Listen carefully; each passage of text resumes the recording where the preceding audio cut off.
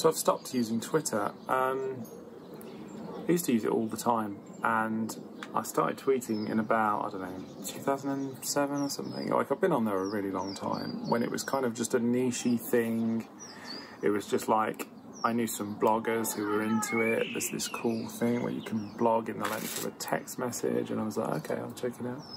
And it's become this whole other thing. It's a big source of information. It's often been credited as being part of how news breaks, and certainly people are able to break things on Twitter in ways that mainstream news doesn't seem to keep up, and even other social networks. If you don't use Twitter, you do feel like a step behind, I think, with some news events. I think coverage, the immediacy of coverage, of having people experiencing events and tweeting about them, has always been an interesting draw with it.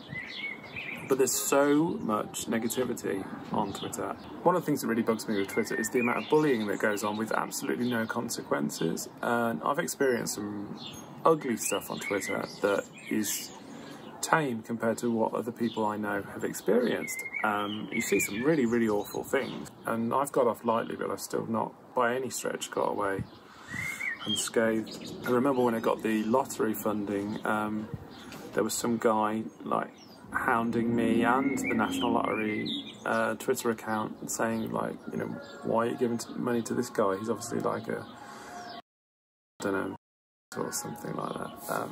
Cool. People are lovely. And yeah, I just felt like, that's just toxic stuff to be open to that. Just doesn't feel good. It does happen on other networks, of course. I've had a bit of it on Instagram and Facebook, whatever, but just something about Twitter just feels much worse for me. And then there's two other reasons I've stopped using Twitter. One is that I've talked a lot about my health and my mental health in ways that I think now, if I look back at the last sort of year of my Twitter behaviour, I think I've really overshared about my diagnosis and my medical history in ways that I think now, I regret those things being on Twitter. I ultimately deleted my tweet history. I was like looking at my tweet history thinking, do I cherry pick the ones that make me feel kind of anxious? And I thought, well, I don't really care about any of it. It's just noise that you throw out into the world, and once it's read, it's gone, isn't it? It's not like it didn't seem to have any value, and to keeping it, and I just thought, well, I'll just get rid of it all then. So I did.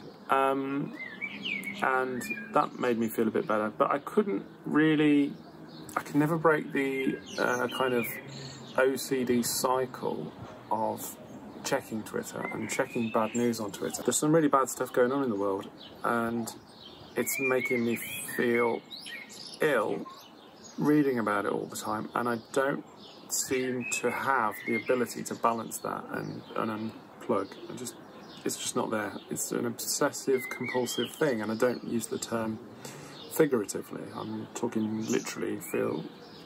Having experienced obsessive compulsive disorders, I feel like I know what I'm talking about when I make that comparison. And yeah, so I just thought, no, this actually brings almost no value to my life, and anyone that I really care about following or being in touch with, well, I'm connected to them on other networks anyway.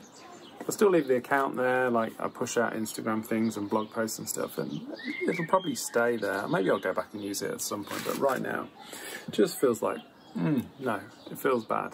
In terms of the oversharing and my medical history and stuff, it's not that I don't want those things out there, because I think they're useful things to share, but it's the kind of annoying sort of having to boil everything down to like 150, 160. Didn't they change the limit? I don't know. It's a very small little thing that you have to try and boil your ideas down to.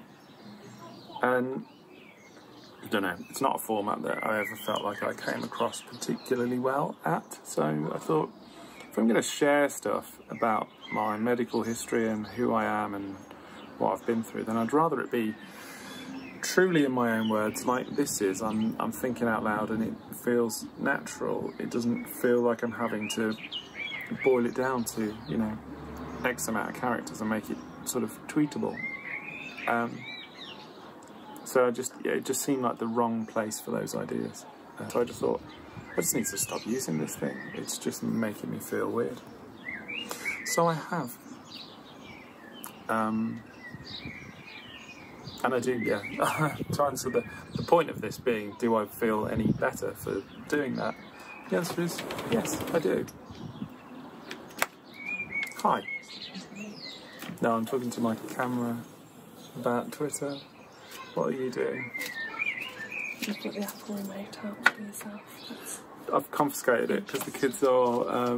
This goes on in. I don't know. Pass it. Can you film me trying to put his arm in then? Giant got a dragonfly. Wow, they're surprisingly. I'm not sure I can. Ah, there we go. What is it, mate? Red Ninja. Your Red Ninja. All I need is his hood. Then he's complete. Is that nice? Yeah, man. Oh, I haven't smoked a cigarette since 2013. I've had a tough year, mate. Yeah, sure. But, you know, can I have a take? A take, what do you call it? A toke. A toke? What do you call it? Can't remember. You wouldn't like it anyway, it's minty. Is it? Oh, man. Don't do it to yourself. No, I'm not gonna. It sounds horrible. It stinks. What did you go and do? I've had a tough year, mate, you know. Alright, serious question. Does smoking feel like it balances anything? Does it serve any purpose? Yeah, I think like, if I weren't smoking, I think lockdown would have been a lot harder. Like a lot harder. Do you think so? Yeah. If there's one thing I thought could have happened that I could have slipped is like starting drinking again. Yeah. And I'm kind of, well, I'm more than glad that I haven't, but it's almost a surprise. Beautiful day, isn't it? So yeah, no big drama, just not going to use Twitter anymore. But, you know, I'll be on other things. But yeah, a bit bored of Twitter now.